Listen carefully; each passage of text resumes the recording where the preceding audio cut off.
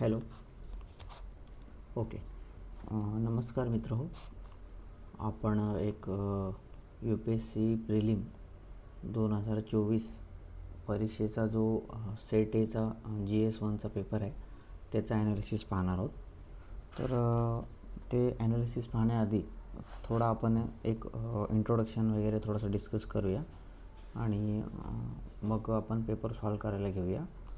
मग आपल्या लक्षात येईल की पेपर कसा होता, काय होता, मॉडरेट होता, डिफिकल्ट होता. तर सुरुवातीला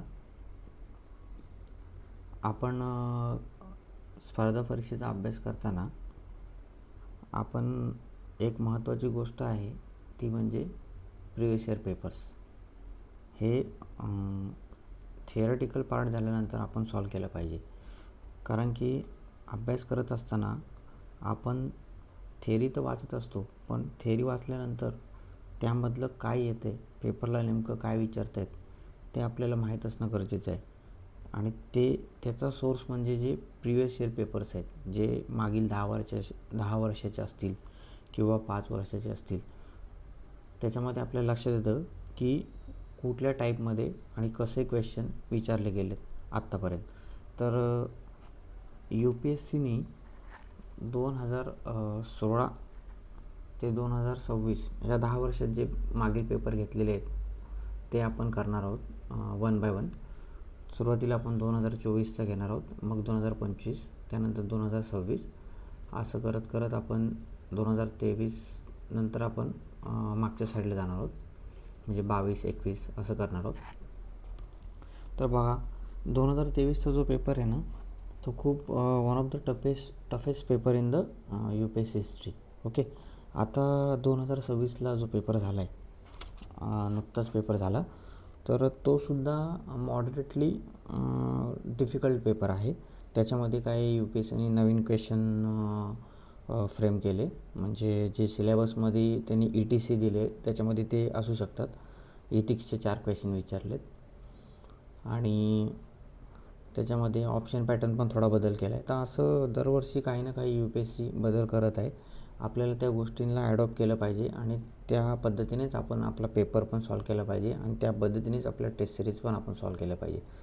तर सुरुवातीला आपण बघूया की प्रिवियस इयर पेपर सॉल्व करताना आपल्याला एक गोष्ट लक्षात येते की काही टॉपिक्स आहेत आणि काही जे आपले सब्जेक्ट आहेत त्यातले वारंवार क्वेश्चन पेपरला येत असतात. जसं की पॉलिटी आहे, इकॉनॉमी आहे, जॉग्राफी, हिस्ट्री, हे 4 सब्जेक्ट, हे कोर सब्जेक्ट तुम्ही चांगल्या पद्धतीने केले तर तुम्ही बऱ्यापैकी स्कोअर करू शकता. आता जो उरलेला पोर्शन आहे, एन्व्हायरमेंट आहे, तो करंटशी लिंक होऊन क्वेश्चन येतात.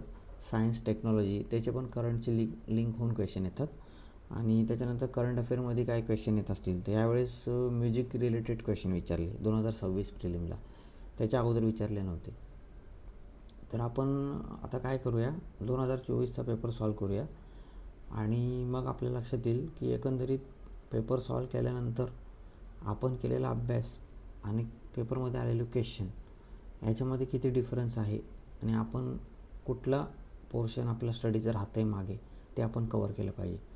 आता सर्वप्रथम म्हणजे तुम्ही ही जर व्हिडिओ पाहत असाल तर शेवटपर्यंत बघा, मग तुम्हाला लक्षात येईल की क्वेश्चन कसे आपण सॉल्व केलेले आहेत, ज्या पद्धतीने प्रत्येक विद्यार्थ्याला उपयुक्त ठरेल माहिती, म्हणजे जे ऑप्शन्समध्ये काही दिलेले असते माहिती त्याचं पण थोडं एक्सप्लेनेशन केलेलं आहे आपण. आणि ही व्हिडिओ आपण बनवत आहे, ही आपली आपण कुठे कोणाला सांगितलं नाही, काही नाही. तुम्ही जर समहाव इथे आलात, ह्या व्हिडिओवरती आलेलात, तुम्ही प्रिवियस इयर पेपर शोधत जर तुम्हाला तर तुम्ही एकदम चांगल्या ठिकाणी आल्यात, असं मी तुम्हाला माझ्या पद्धतीने मी तुम्हाला चांगल्या प्रकारे विश्लेषण करण्याचा प्रयत्न करेल. आणि जर तुम्हाला समजलं तर तुम्ही तुमच्या मित्रालाही सांगू शकता, रेफर करू शकता की ही जी आपण सिरीज चालू केली प्रिवियस इयर पेपरची. तर बघूया आपण एक एक क्वेश्चन पाहूया.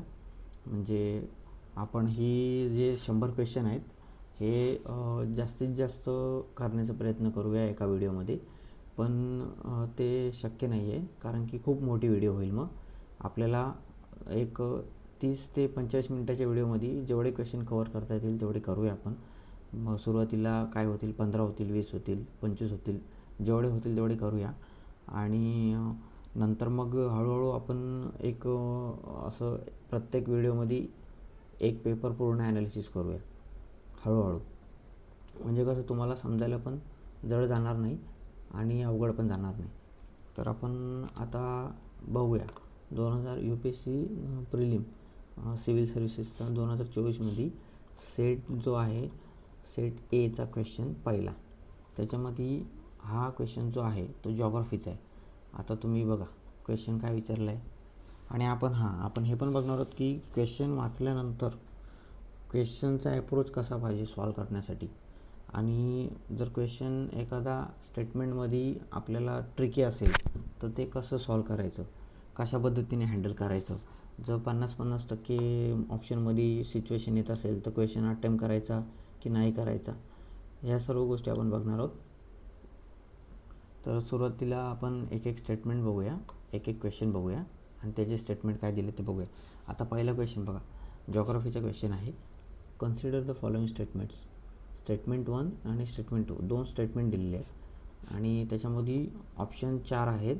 त्याच्यामध्ये which one of the following is correct in respect of the above statement. म्हणजे दोन स्टेटमेंट दिलेत, त्याच्यामधलं करेक्ट स्टेटमेंट कोणतं आहे ते आपल्याला टिक करायचं आहे. तर इथे ही जी इन्फॉर्मेशन आहे ना, ही खूप क्रुशियल आहे. हे कधी कधी नॉट करेक्ट पण देतात आणि ऑप्शन्समध्ये चेंजेस असतात, तर ते थोडंसं पाहावं लागेल आपल्याला सॉल्व करताना. तर स्टेटमेंट 1 दिलं आहे, the atmosphere is heated more by incoming solar radiation than by terrestrial radiation. Okay. Statement 2, carbon dioxide and other greenhouse gases in the atmosphere are good absorbers of long wave radiation. Okay. आता जे पहिलं statement दिलेलं आहे तर बघा किती म्हणजे जॉग्रफीची ही basic माहिती आहे. आपण अभ्यास करत असताना ह्या गोष्टी आपण वाचलेल्या असतात, शिकलेल्या असतात. तर इथे काय दिलं आहे की ॲटमॉस्फिअर आहे ते गरम होतं. कशामुळं, जे इनकमिंग सोलार रेडिएशन असतात त्याच्यामुळे. आणि जे टेरेस्ट्रियल रेडिएशन असतात तर त्याच्यापेक्षा जास्त इनकमिंग सोलार रेडिएशननी होतं ॲटमॉस्फिअर हीट. ओके. तर हा जो फेनॉमेना, हा जो स्टेटमेंट दिला आहे तो ॲक्च्युली उलट आहे. म्हणजे कसं की atmosphere is heated more by terrestrial radiation than the incoming solar radiation. का? तर कारण की जी वेवलेंथ असते, बरोबर, short wave radiation from sun आणि radiates long wave radiation back to atmosphere. तर TR is continuous process 24 hours last. म्हणजे ही जी प्रोसेस आहे ती कंटिन्युअस प्रोसेस आहे. आता दिवसा जेव्हा सूर्य येतो तेव्हा काय होतं, त्याच्यापासून जे रेडिएशन येतात त्याच्यामुळे ॲटमॉस्फिअर गरम होतं, बरोबर. मग तेच ह्या स्टेटमेंटमध्ये दिलेलं आहे. आता दुसरं स्टेटमेंट काय दिलं आहे, आता हे उलट असल्यामुळं काय झालं, हे स्टेटमेंट चुकीचं झालं. आणि स्टेटमेंट दुसरं दिलं आहे, carbon dioxide and other greenhouse gases in the atmosphere are good absorbers of long wave radiation. तर हे बघा बरोबर आहे, कारण की हे आपण ग्रीन हाऊस गॅसमध्ये हे जे ग्लोबल वॉर्मिंगचा जो फेनोमेन आहे तो ह्याच्यामुळेच होतो. कारण की जे हे ऑब्झर्व केल्यामुळं काय होतं की आपलं ॲटमॉस्फिअर हीट होतं, म्हणजे गरम होतं, त्याचं टेम्परेचर वाढतं, त्याच्यामुळं काय होतं, ग्लोबल वॉर्मिंग होतं, ग्लोबल वॉर्मिंगची सिच्युएशन होते. मग त्याच्यामध्ये ग्रीन हाऊस गॅसेस असतात, मग ते त्याच्यामध्ये कार्बन डायऑक्साईड पण आहे. तर हे स्टेटमेंट जे आहे ते बरोबर आहे, कारण की त्याच्यामुळे जे ॲब्झॉर्ब केल्यामुळे, लॉंग वेव्ह रेडिएशन ॲब्झॉर्ब केल्यामुळे हीट ट्रॅप होते आणि ती बाहेर जात नाही ॲटमॉस्फिअरच्या. तर आता आपण ऑप्शन बघूया. ऑप्शन एमध्ये काय दिलं आहे, both statement A and statement 2 are correct and statement 2 explain statement 1. Option B, both statement A and statement 2 are correct but statement 2 does not explain statement 1. Option C, statement 1 is correct but statement 2 is incorrect. Option D, statement 1 is incorrect but statement 2 is correct. आता ह्याच्यामध्ये बघा option C आणि option D कसं दिलं आहे, correct आणि non correct आहे, बरोबर, म्हणजे इनकरेक्ट. आणि ऑप्शन ए आणि बी काय दिलं आहे, दोन्ही स्टेटमेंट करेक्ट आहेत, पण पहिल्या ऑप्शनमध्ये ते एक्सप्लेनेशन आहे पहिल्या स्टेटमेंटचं दुसरं स्टेटमेंट, आणि दुसऱ्या ऑप्शनमध्ये ते एक्सप्लेन करत नाही असं दिलेलं आहे. एवढा डिफरन्स आहे. तर ह्याच्यामध्ये तर आपण बघितलं स्टेटमेंट 1 तर रॉंग आहे. मग ह्याच्यामध्ये असा एकच ऑप्शन असा आहे की जो स्टेटमेंट 1 इज इनकरेक्ट आहे, किंवा ऑप्शन डी याचं उत्तर आहे. तर हे जो ॲटमॉस्फिअरचा जो फेनोमेन आहे तो आपल्याला स्टडी करायचा आहे. ते आपण ह्याची जी थेरी आहे ती पुढच्या लेक्चरमध्ये करूया. आता फक्त आपण प्रिवियस इयर पेपर फक्त रीड करूया. त्याच्यामध्ये काय दिलं आहे स्टेटमेंट, त्याचं आन्सर कसं काढता येईल, आणि त्याच्याबद्दल थोडीशी शॉर्टमध्ये माहिती काय आहे पेपरमध्ये आपल्या सोल्युशनमध्ये तेवढंच करूया. कारण की नाही तर मग व्हिडिओ खूप मोठा होईल. त्याच्यामुळं आपण हे जे थेरॉटिकल जे काय आहे ते नंतर आपण करूया. आता दुसरा क्वेश्चन बघूया आपण. दुसरा क्वेश्चन पण आहे जॉग्रफीचंच आहे. आता ह्याच्यामध्ये काय दिले की ज्या लेयर्स असतात ॲटमॉस्फिअरच्या त्याच्याबद्दल आहे. तर स्टेटमेंट ह्याच्यामध्ये पण 2च आहेत. आपण आता स्टेटमेंट वाचूया. ह्याच्यामध्ये पण ऑप्शन सेमच आहेत. तुम्ही एकदा पहा, तुम्ही पण वाचा, तुम्ही पण सॉल्व करा माझ्यासोबत, म्हणजे तुम्हाला पण बरोबर सॉल्व करता येईल माझ्या, आणि लक्षात येईल की कसे ऑप्शन्स आलेले आहेत पेपरमध्ये आणि कसे स्टेटमेंट आलेले आहेत जॉग्रफीचे. मग आपल्याला आयडिया येईल की आपल्याला आपण जो अभ्यास करतो आहे तो उपयुक्त आहे का आपल्याला काय स्ट्रॅटेजी चेंज करायची आहे का त्याच्यामध्ये. तर आता स्टेटमेंट 1 काय दिलं आहे, thickness of the troposphere at the equator is much greater as compare to poles. आणि स्टेटमेंट 2 दिलं आहे, at the equator heat is transferred to great heights by strong conventional currents. बरोबर आहे. आता बघा स्टेटमेंट, आता ह्याच्यासाठी काय आहे, तुम्ही थेरी वाचली असेल तर तुम्हाला ह्याच्यामध्ये थेरीमध्ये तुम्हाला ॲटमॉस्फिअरच्या लेयर्स माहिती पाहिजेत. पहिली लेयर कोणती, दुसरी कोणती, म्हणजे टोपोस्फिअर, स्ट्रॅटोस्फिअर, मिझोस्फिअर, ॲनोस्फिअर, एक्झोस्फिअर, आणि नंतर मग तुमचं स्पेस. तर पहिल्या स्टेटमेंटमध्ये दिलं आहे की इक्वेटर आणि पोल. तर इक्वेटरच्या इथे तुमची जी थिकनेस आहे ट्रोपोस्फिअरची ही खूप जास्त आहे पोल्सपेक्षा. तर बरोबर आहे, असणारच ना जास्त, कारण की इक्वेटरला जेव्हा हे असते वॉर्म एअर असते, बरोबर, कारण की सनलाईट एअर डायरेक्ट पडते.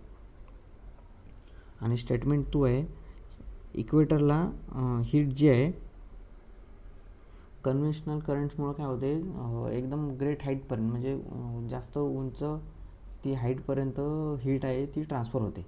हे स्टेटमेंट पण बरोबर, आणि हे बरोबर जे स्टेटमेंट आहे ते पहिल्या स्टेटमेंटचं एक्सप्लेनेशन आहे, कारण की त्या फेनॉमेनामुळे हा फेनॉमेना होतो.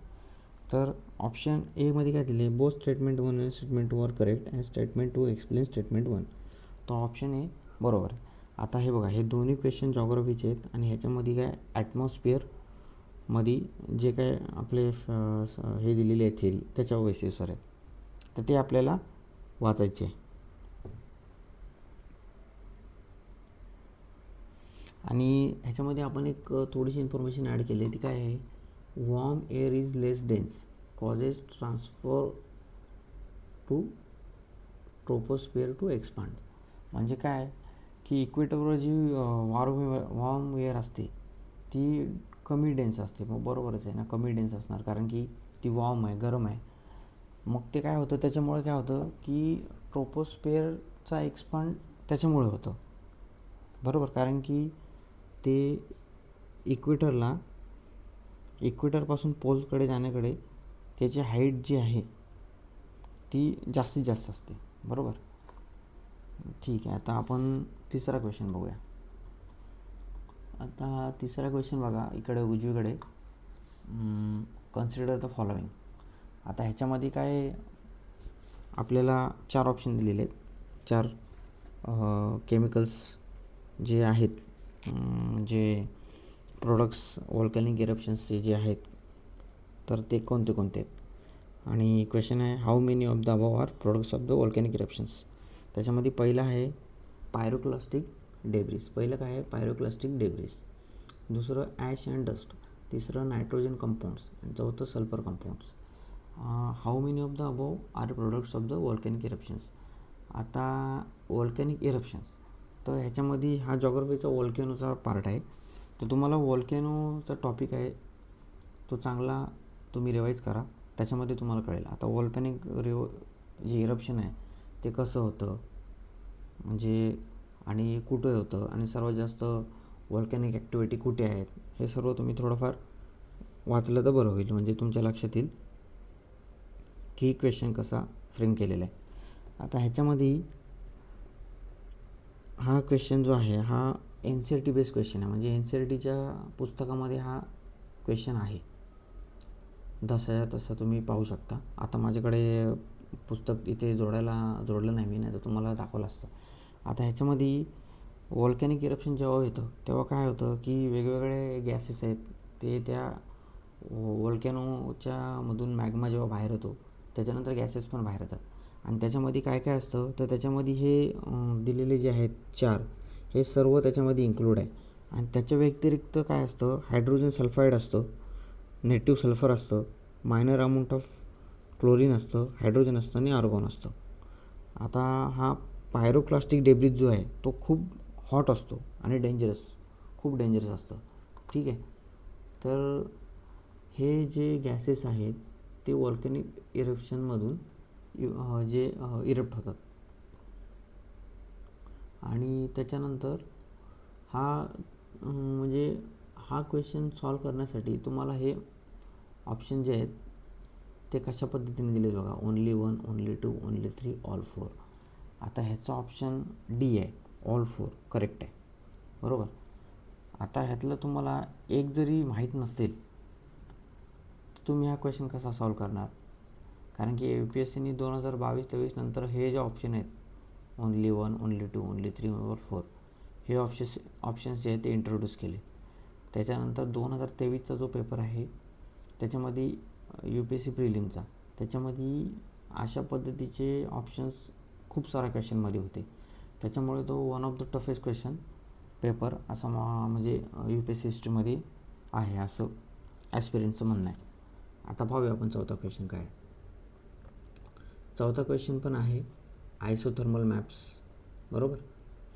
तर त्याच्यात दिले which of the following is are correct inferences from isothermal maps in the month of जानेवारी. आता आयसोथर्मल मॅप्स म्हणजे काय हे सुरुवातीला तुम्हाला माहीत पाहिजे. आता हा क्वेश्चन जो आहे आयसोथर्मल मॅपबद्दल विचारलेला आहे.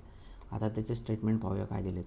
The isotherms deviate to the north over the ocean and to the south over the continent. ठीक आहे.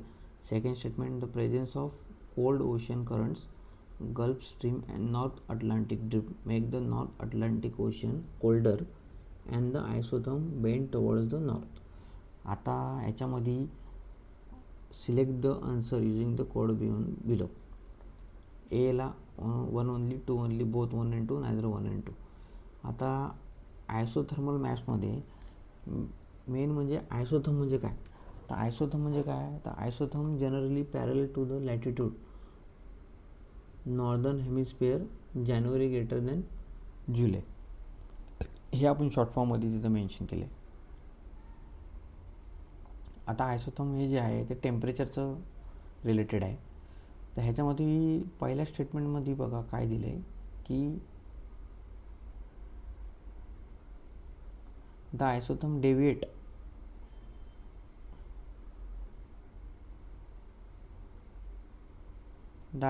Deviate to the north over the ocean and to the south over the continent. तर हे जे statement आहे हे बरोबर आहे. त्याच्यानंतर दुसरं स्टेटमेंट आहे the presence of cold ocean currents. तिथे कोल्डच्या जागी वॉर्म आहे, हे दुसरं रॉंग स्टेटमेंट आहे. ठीक आहे. आता आपण पाचवा क्वेश्चन बघूया. Which of the following countries are well known as the 2 largest cocoa producers in the world. आता हा क्वेश्चन जो आहे कोकोआ प्रोड्युसर्स, आता हे तुम्हाला माहीत असलं पाहिजे. जेव्हा तुम्ही पेपर वाचता तेव्हा कुठे ना कुठे इन्फॉर्मेशन आलेली असते. कधी कधी काय होतं असे क्वेश्चन फ्रेम होतात. तर आता आपण ऑप्शन बघूया. Algeria, Morocco, Botswana, Namibia, Cote d'Ivoire and Ghana, Madagascar and Mozambique. आता कोकोआ प्रोड्युसर्स हे सर्वात जास्त कुठल्या कंट्रीमध्ये आहे. ठीक आहे, तर ह्याचं ऑप्शन सी आन्सर आहे, कोटे दॅयव्हर अँड घाना. आता घाना जे आहे ते सेकंड लार्जेस्ट प्रोड्युसर आहे आणि फक्त घाना हे 50% ऑफ द ग्लोबल प्रोड्यूस करतं. आणि त्याच्यानंतर सेकंड जे आहे ते इक्वेडर आहे, जे 9% प्रोड्यूस करतं. एशियामध्ये आता आपल्या इकडे एशियामध्ये पाहायचं झालं तर एक म्हणजे इंडोनेशिया आहे. त्याच्यानंतर आयव्हरी कोस्टला 30% प्रोडक्शन आहे. आणि त्याचं काय आहे, कुठे ते जास्त प्रोड्यूस केलं जातं, प्रोड्यूस होतं ते द इक्वेटरला, जो ट्रॉपिकल झोन आहे त्या ठिकाणी. आणि वेस्ट आफ्रिकामध्ये, नायजेरिया आणि कॅमेरूनमध्ये हे जास्त प्रोड्यूस केलं जातं. ठीक आहे, आता आपण 6वा क्वेश्चन बघूया. पुढचा क्वेश्चन बघूया.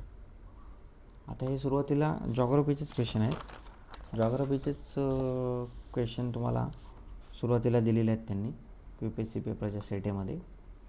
आपण पाहूया 6वा question. With reference to the Himalayan rivers joining the Ganga downstream of Prayagraj from west to the east, which one of the following sequence is correct. आता हे जे फॉर्मेशन दिलेलं आहे म्हणजे काय, ज्या हिमालयन रिव्हर्स आहेत ते वेस्टपासून ईस्टपर्यंत त्यांचं जे डाऊनस्ट्रीम जे आहे ते काय आहे. तर ह्याच्यामध्ये ऑप्शन दिलेले आहेत. ऑप्शन ए दिला आहे घागरा, गोमती, गंडक, कोसी. ऑप्शन बी दिला आहे गोमती, घागरा, गंडक, कोसी. ऑप्शन सी दिला आहे घागरा, गोमती, कोसी, गंडक. आणि ऑप्शन डी दिला आहे गोमती, घागरा, कोसी, गंडक. आता बघा, हे म्हणजे तुम्हाला पहिले माहीत असलं पाहिजे की इंडस, सतलज, काली, तिस्ता, दिहांग. आणि हा सर्व दिहांग जो आहे हा पूर्वांचल हिमालयाचा पार्ट आहे. आता म्हणजे दिहांग जी आहे ती पूर्वांचल हिमालयामध्ये फ्लो होते. तर हिमालयाचं नाव हे इंडस आणि सतलजमध्ये पंजाब हिमालय म्हणून ओळखलं जातं. सतलज कालीमध्ये कुमाव हिमालय म्हणून ओळखलं जातं. काली आणि तिस्तामध्ये नेपाळ हिमालय ओळखलं जातं. तिस्ता आणि दिहांगमध्ये आसाम हिमालय म्हणून ओळखलं जातं. आता ह्याची जी करेक्ट सिक्वेन्स आहे ती आहे घागरा, गोमती, गंडक, कोसी. घागरा, गोमती, गंडक, कोसी. तर तुम्हाला आता एक होमवर्क आहे की घागरा, गोमती, गंडक, कोसी ह्या कुठल्या नदीच्या ट्रिब्युटरीज आहेत ते तुम्ही फाइंड आउट करा. आता ऑप्शन ए जो आहे तो करेक्ट आहे. आता 7 नंबरचा क्वेश्चन बघूया. Statement 1. Rainfall is one of the reasons for weathering of Roxx. Statement 2. Rain water content carbon dioxide in the solution. Statement 3. आता इथे 3 स्टेटमेंट दिले. Rain water contains atmospheric oxygen. बघा, तिन्ही वन लायनर आहेत. 3 स्टेटमेंट दिले, तिन्ही one liner आहेत. पण आता ऑप्शन तुम्ही बघा, ह्याने ऑप्शनमध्ये असं केलं आहे की ऑप्शन एमध्ये दिलं आहे both statement 2 and statement 3 are correct and both of them explain statement 1. Option बीमध्ये दिलं आहे both statement 2 and both statement and statement 3 are correct but only one of them explain statement 1. Only one of the statement 2 and 3 is correct and that explains statement 1. Neither statement 2 nor statement 3 is correct.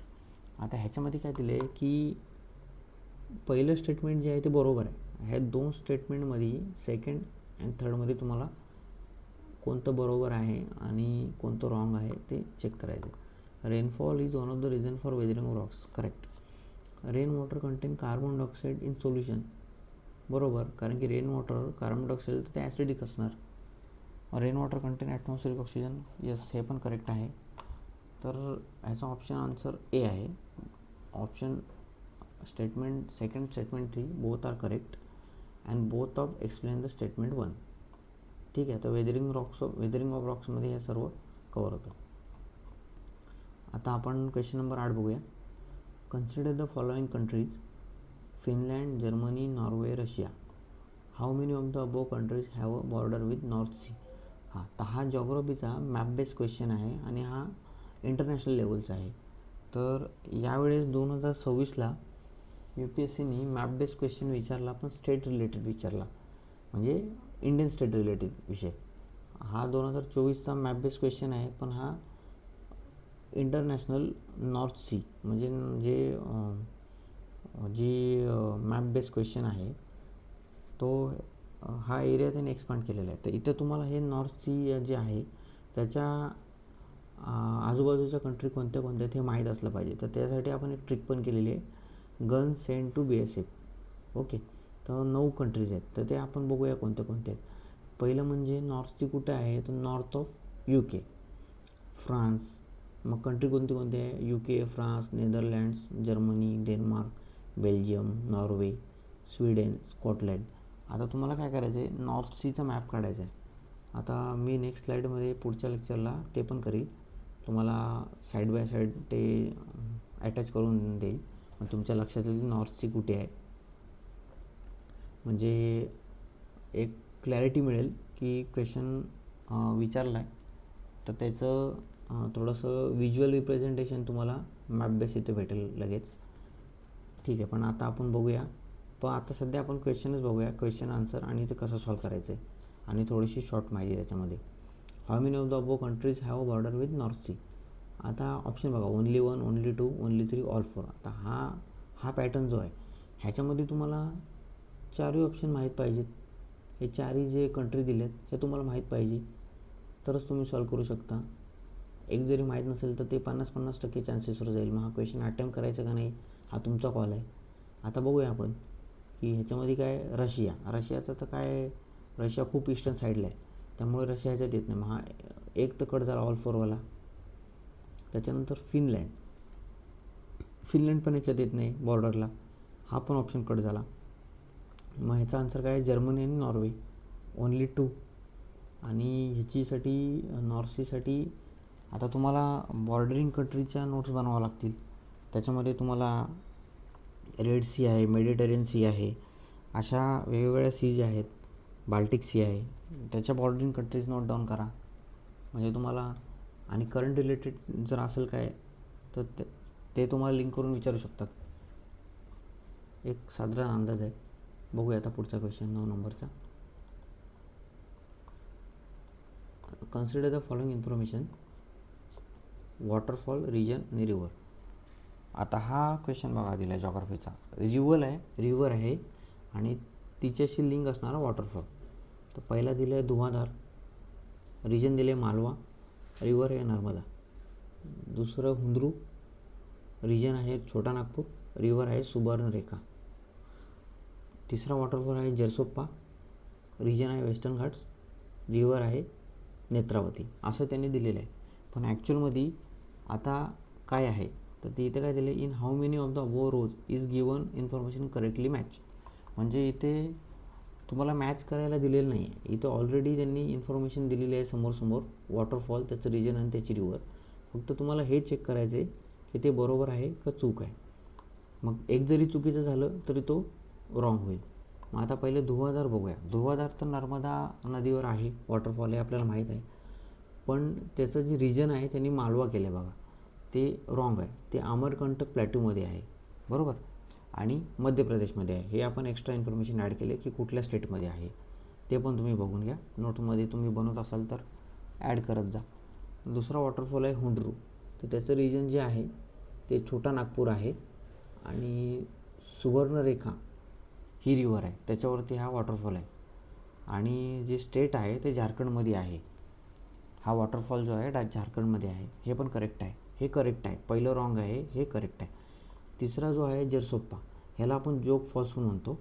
हा नेत्रावती नदीवर नाही आहे, हा शारावती नदीवर आहे, बरोबर, आणि कर्नाटकामध्ये आहे. तर ह्याची रिव्हर रॉंग आहे, पण रिजन वेस्टर्न घाट आहे, हे बरोबर आहे. पण रिव्हर रॉंग असल्यामुळे हा सुद्धा एलिमिनेट होतो. तर ह्याच्यामध्ये only 1 information is correct, that is second. आता आपण 10 नंबरचा क्वेश्चन बघूया. Consider the following information. आता हा क्वेश्चन तुम्ही पहिले रीड करा, मग आपण पाहूया की त्याच्यामध्ये काय दिलं आहे ते. एक तुम्हाला मी 30 सेकंद देतो.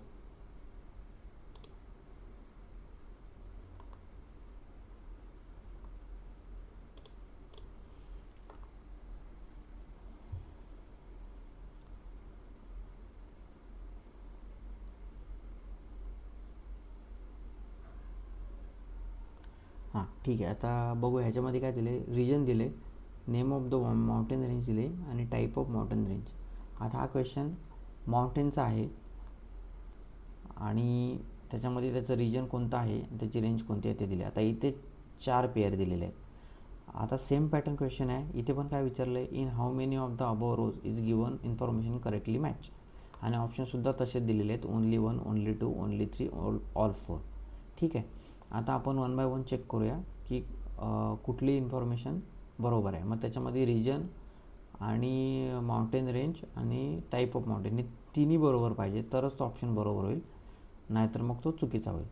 आता पहिले दिले सेंट्रल एशिया रिजन, त्याच्यानंतर वॉसजेस, कुठली रेंज आहे, माउंटेन रेंज वॉसजेस, आणि कुठलं त्याचं फॉर्मेशन आहे, फोल्ड माउंटेन. ठीक आहे.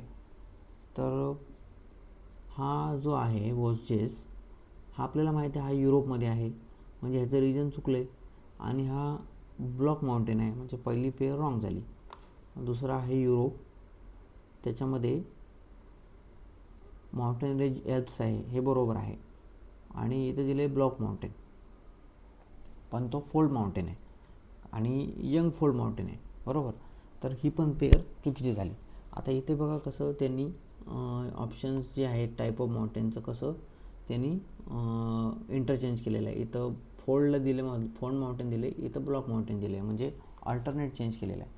तर ह्या दोन्ही रॉंग झाल्या. आता तिसरी बघूया, नॉर्थ अमेरिका आणि साऊथ अमेरिका. आता माउंटेन रेंज कोणती आहे, ॲपलेचियन्स आणि अँडीज. ठीक आहे. तर ॲपलेचियन्स ही नॉर्थ अमेरिकामध्ये आहे आणि फोल्ड माउंटेन आहे, very old in the world. हां. आणि साऊथ अमेरिकामध्ये अँडीज आहे, ती पण फोल्ड माउंटेन आहे, यंगेस्ट इन साऊथ अमेरिका. तर 3 आणि 4 ही जी पेअर आहे, 3rd नंबर पेअर आणि 4th नंबर पेअर, ठीक आहे, ती करेक्ट आहे. मग ह्याच्यामध्ये ओनली 2 हा ऑप्शन येईल, बरोबर. आता थोडीशी इन्फॉर्मेशन दिली आहे ती आपण बघूया. ब्लॉक माउंटेन म्हणजे काय, when a large areas are broken and displaced vertically. आता एक शॉर्टमध्ये तुम्हाला ब्लॉक माउंटेनची इथं आपल्याला इन्फॉर्मेशन दिलेली आहे. आता तुमचं काम काय आहे की तुम्हाला माउंटेन हा चॅप्टर आहे तो रिवाईज करायचा आहे, बरोबर. आणि रिवाईज केला असेल तर तो क्वेश्चन आला तर अटेम्प्ट करता आला पाहिजे. आणि ह्याच्यामध्ये थोडं स्पेसिफिक दिलेलं आहे की माउंटेन रेंज आणि रिजन आणि ते टाईप ऑफ माउंटेन कोणतं आहे ते पण दिलेलं आहे. आता 10 क्वेश्चन आले, 10 क्वेश्चन झाले, सगळे क्वेश्चन जॉग्रफीचे होते. आता क्वेश्चन नंबर 11. तर आपण काय करूया, आज इथे थांबूया आणि उद्यापासून क्वेश्चन नंबर 11पासून सुरू करूया. तर थोडंसं तुम्हाला काही सांगायचं आहे की ही सिरीज सुरू करण्याच्या अगोदर आपण असं काही कोणाचं गायडन्स वगैरे घेतलेलं नाही आहे, आपण स्वतःच सुरू केलेलं आहे. जेणेकरून आपण केलेला अभ्यास, जेव्हा मी नवीन होतो त्यावेळेस मलासुद्धा माहीत नव्हतं की कसा अभ्यास करायचा आणि कशा पद्धतीने पेपर सॉल्व करायचे. तर हे मी जे 3-4 वर्षात अभ्यास केला आहे ते तुमच्यासाठी मी अवेलेबल करून देत आहे, जेणेकरून मला जो वेळ लागला तो तुम्हाला लागू नये, तुम्हाला सगळं मटेरियल अवेलेबल मिळेल. आणि आता ऑनलाईन सर्व अवेलेबल मिळतं, तर तुम्ही त्याचा डिजिटल मीडियाचा पण यूज करत असाल, तुम्हाला माहीतच आहे. आता टेलिग्रामचा कसा यूज केलेला आहे, मग त्याच्यावरती सर्व गोष्टी अवेलेबल होतात, UPSCचे पेपर म्हणा, थेरी म्हणा किंवा टेस्ट सिरीज वगैरे सर्व. तर तुम्हाला हे 10 क्वेश्चन बघितल्यानंतर असं वाटलं असेल की माहिती उपयुक्त आहे आणि क्वेश्चन सॉल्व करण्याची पद्धत पण चांगली आहे, तर तुम्ही पुढे कंटिन्यू करू शकता. मी पुढचे क्वेश्चन नंबर 11 नंतर पुढचं जो लेक्चर आहे तो उद्या घेईल. पुढच्या लेक्चरमध्ये थोडंसं अजून आपण इन्फॉर्मेशन ॲड करून घेऊया आणि चांगल्या पद्धतीने अजून एक्सप्लेन करण्याचा प्रयत्न करूया. आणि त्याच्यानंतर कमेंटमध्ये सांगा काही तुमचे सजेशन असतील तर आपण त्याच्यामध्ये इम्प्रूव्हमेंट नक्कीच करू. ठीक आहे. तर आजच्या पुरतं एवढंच, तर आज इथे थांबूया. थँक्यू. आणि हां, एक म्हणजे की तुम्ही पण तुमचं रिव्हिजन करत राहा, अभ्यास करत राहा. आता 2027 प्रिलिमला खूप वेळ आहे, खूप वेळ म्हणण्यापेक्षा सध्या आता विद्यार्थी जे आहे ते मेन्सचा अभ्यास करत आहेत, त्याच्यामध्ये वेळ काढून ते पेपर वगैरे वाचत असतात. आणि UPSC प्रिलिम 2027 ही पुढच्या मेमध्ये होणार आहे. कॅलेंडर पण आलेलं आहे. तर त्या पद्धतीनेच आपण पहिले हे प्रिवियस इयर सॉल्व करून घेऊ आणि नंतर आपण टेस्ट सिरीजकडे जानेवारी 2027ला आपण पाहूया. तर तुम्ही पण अभ्यास करा. तुमच्या ज्या काही नोट्स बनवल्या त्या रिवाईज करत राहा. सोबतील हा लेक्चर पण बघा, रिवाईज करा. एकदा बघितलात तर तुम्हाला लक्षात नाही आलं तर परत एकदा बघा. दुसरं लेक्चर असं तुम्ही जोपर्यंत तुमच्या लक्षात राहत नाही तोपर्यंत तुम्ही बघू शकता. आणि एखादा कॉन्सेप्ट तुम्हाला जर समजला नसेल तर आपण त्याच्यासाठी पण थेअरेटिकल जे आहे ते लेक्चर आपण अवेलेबल करू. तर सध्या 10 क्वेश्चन आपण जिओग्राफीचे केलेत आज. आता बाकीचे जे पुढचे 90 प्रश्न आहेत UPSC प्रिलिम 2024ला विचारलेले ते पण आपण बघू. आज इथे थांबूया. धन्यवाद. थँक्यू.